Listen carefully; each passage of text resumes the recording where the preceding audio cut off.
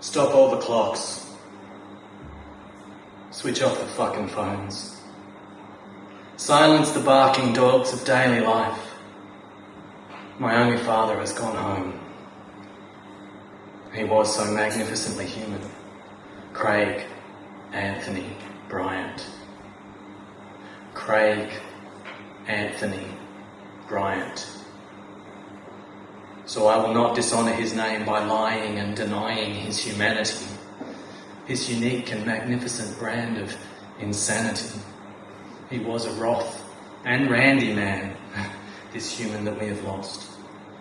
He raged and railed and engaged and wailed at the injustices of this world.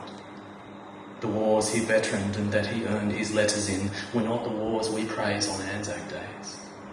He fought and bled for the unsaid, the unacknowledged, the unpaid and afraid. And you know that's true. Yet that self-same blood that he shed and bled for others yearned and burned for much, much more. He lusted after so many things, this wroth and randy man I call my father. He lusted after flesh, yes, as I do too. Yet in doing so, he broke no soulful taboo.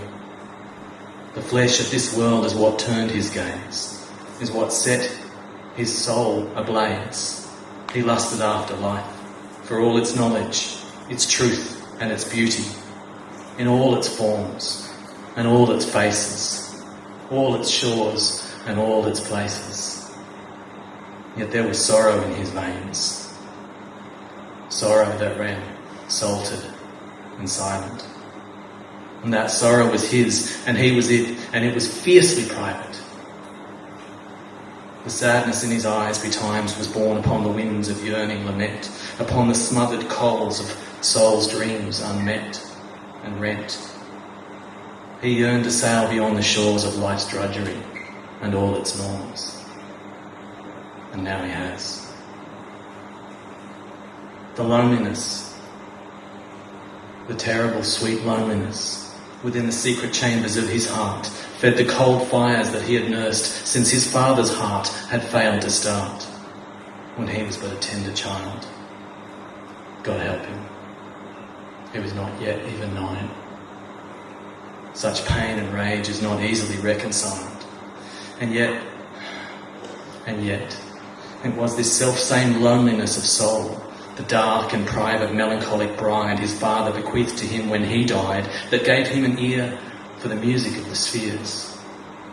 He heard the choirs and the hymns of nature and taught his students to do the same, to court such chorals that they may set our hearts and minds aflame.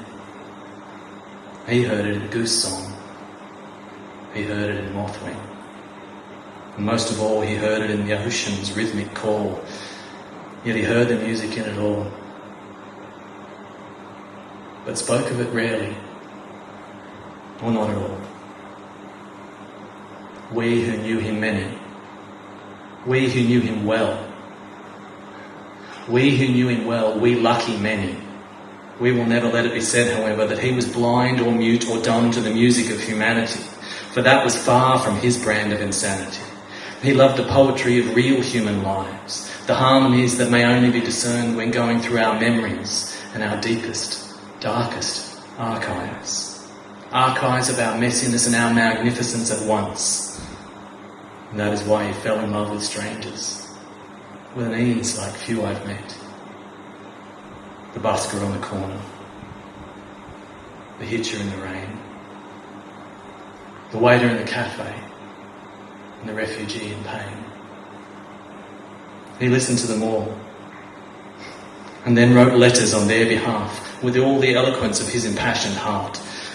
So let the tombstone of his granite sky read proud and roaring, "Here lies one who could not be gagged. Here lies one who would not be gagged." Yet now his tongue has finally stilled, and his lips are scattered in ashes. His keyboard silenced, his quill ink dried. yet ungagged is how he died. Ungagged is how he lived and died. So if you would honour him, if you would not let his life and death be in vain, then you will do the fucking same as he. He did not go gently into his good night. His old age burned so bright. He raged. He raged and raged into the dying of his light. Yet even as it dimmed, he grinned so bright. So bright. Even in his darkness, he was so light. And if you are gathered here today, in spirit or in flesh, then you, sweet friends, my kith, my kin, you are his family, yes. For with my mother by his side, he wove us all together, yes. But you are more than this, since his untimely death. You are his legacy. You are his biting wit, his cheeky grin. You are the ukulele string still quivering to his chord. You are his fist thrust in the air. You are the wild things he adored. You are the horizon he longed upon. You bear the lessons that he taught. You are the community that he wrought. Let not his song be sung for naught, for upon your life he soars.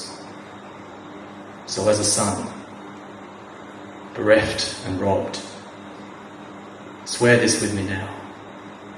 Upon our lives he soars. Again, lest we forget, upon our lives he soars. To Craig.